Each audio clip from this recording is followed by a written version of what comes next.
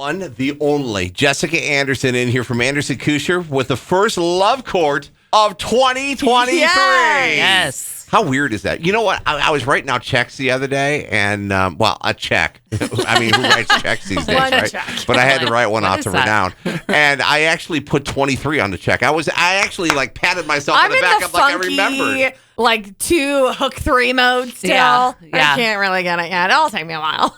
I know. I've been all week. I've been signing pleadings and stuff, and filing things. And my staff was like, "It's 2023 now." Oh, I guess I crap! have to re-sign that. Yeah. Do that again. Yeah. First divorce of 23? Is that what we're getting into? Oh, there's going to be a lot of divorces in 23. Yeah. Let's just be honest. I think we filed a couple this week. So yeah. Okay. Yep. It's Happy happening. New Year. Yeah, right. All right, so what do we have in the love court today? So I don't know if we've ever had this question, but it's kind of ridiculous. So, dear Jessica, I was just recently remarried and my wife took my last name. Unfortunately, my ex-wife still has my last name too. It's causing problems for me because of the fact that my ex-wife still has my last name really irritates my new wife. My question is, how do I force my ex-wife to go back to her maiden name? You pay for her to change it back? No. Is that a thing? No, it's not a thing. It is not a weird. thing. You don't get to decide someone else's name. I wish I could. This is a consequence of marriage. You got married. She went through the hassle of changing her legal name. She doesn't have to change it back just because you demand it or your new wife demands it. That is... Bill's lips are sealed over here because Why? I've gone through this because I have an ex-wife, same situation. It doesn't bother me. It's just, to me, it's just kind of weird. Does it bother Lisa? No. I think she is kind of on the same wavelength as me, where it's just kind of weird. I think it'd be even more weird if they had the same first name. Then you have 2 people with the same name going around. Well, that would be weird. That would be really That weird. Then would I'd be be weird. like, Yeah. what can I do to help you change your name back? I don't know. That's the way I would do that. I mean, I guess I can see it from the new wife's perspective.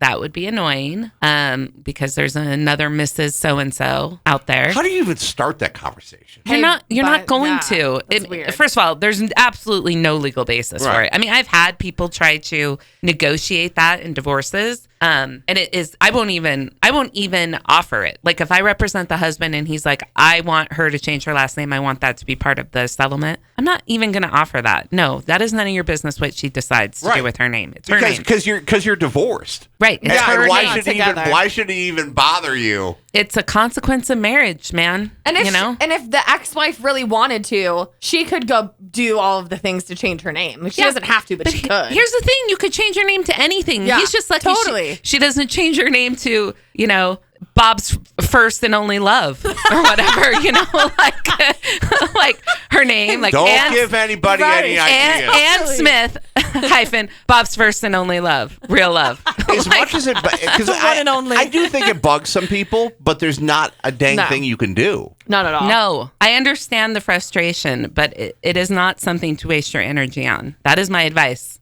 You know what? You said the key word energy. I want to come back and talk about that because I think some people go through divorces and they... I want to talk about negative energy, and we're going to talk about it in the next set. That's on the way. But I do want to say, hey, if people got questions, no matter what it is, if it's as long as it's family court related. I mean, I'll answer any questions you might have. I can only really speak to family law, though. We want to hear from you via our portal at alice965.com. You answer every single question you receive. I do. And we have, back and forth. And then sometimes they need to come in for a consultation. And if they do, our phone number is 775-823-0049.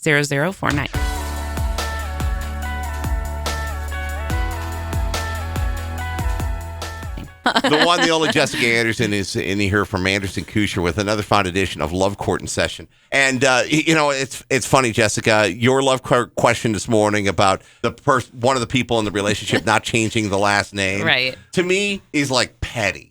Yeah, it's super petty. Yeah. It's super petty. But You can't change it. And you as a divorce lawyer probably see pettiness on a daily basis. Right. So, I would say that probably all divorces include some level of pettiness.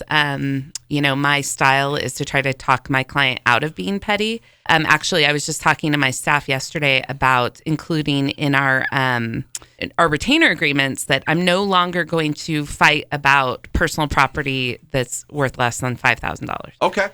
Because it is so annoying to me that people want to fight about pots and pans and, couches and rugs and, frames and mirrors and stuff like that when they're paying lawyers like $350 to $400 an hour. Like that makes no sense to have lawyers fight about it. And I've had this speech I make this speech to the clients, but like sometimes it doesn't get into their heads. And then they wonder why they have this giant bill at the end. I'm like, well, because I told you not to fight. I told you not to fight about that. And you did. And now you spent more money, fighting about it than what the items were worth. So you may remember when Jennifer Aniston and Brad Pitt got divorced. You remember the one item that they fought over? Oh, that piece of wood? It was a log. It was a log that was above their bed that had some sort of inscription on it. Yeah, it was from like a boat, like a famous boat. And they fought over it for months. Well, they both they could both afford to just get a new one made.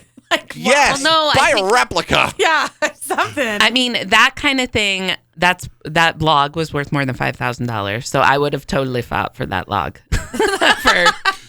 I'm on Team Aniston. So for Team Aniston, I would have fought for that log. I mean, some things like that are, sentimental or, have, some sort of artistic value. But like that's the bacon different. Rack that cools your bacon or whatever. I literally had someone fighting over an area rug not too long ago. And I was just like, no. You know what?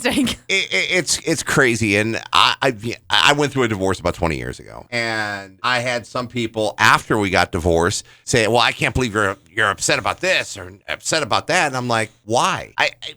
Why waste your time on negative energy?" Yeah. And there's so many people that go through divorces or even long-term relationships and carry this negative energy, and you carry that with you in your future relationships. Let it go. Totally. Let it go. Let it go. Yeah. There's a lot to be said for that. Yeah, no, I mean, so it takes two to have the fight, right? And I actually just gave this advice the other day. It was about I had a friend on Facebook was posting a bunch of stuff about his ex, and like there was some big ordeal, the day after Christmas, his teenage son, he drops him off to pick up stuff, and then there's a big fight between him and the stepdad, like that almost got physical, and it was this big mess. And I was just like, dude, you have to love your child more than you hate your ex. That's number one. And number two, like, you have to just disengage, let go and let live. Like, you're having a fight with them because you're participating in it. If you disengage and become completely indifferent to this is what I told him, to what she says and what she does, you become completely indifferent. If you can do that, which I'm not saying it's easy, but if you can do that, you can salvage what is left of this kid's childhood, which you have squandered, by the way, by fighting with them constantly. So, sure. Yeah, the negative energy in that whole thing was, not worth it. I mean, I don't usually publicly call people out on Facebook or anything, but I mean, he's posting all this stuff, and I was like, okay, just unsolicited advice, but here it is. Like, stop what you are doing. You have some really cool things, and I don't know if you're prepared to talk about it yet, but some really cool things coming up with your law firm in this year. Yeah, so we're going to start doing, it's kind of like our normal consultation, but it's not for people that want to do litigation. It's more for people that just need help post-divorce, just kind of dealing with all the things, getting advice about basically what I do here, with people asking questions and like, how do I get through this? How do I resolve it? So this would be for someone who doesn't want to go to court, who wants to prevent going to court, but needs some real advice about how to deal with what is happening post-divorce. And lots of people go to therapists for these kinds of things, and therapy is great. I highly recommend therapy. However, therapists won't tell you what to do. They're going to talk about your feelings, but I'm going to tell you what to do and how to get out of it. So for our consultation fee, That's and really cool.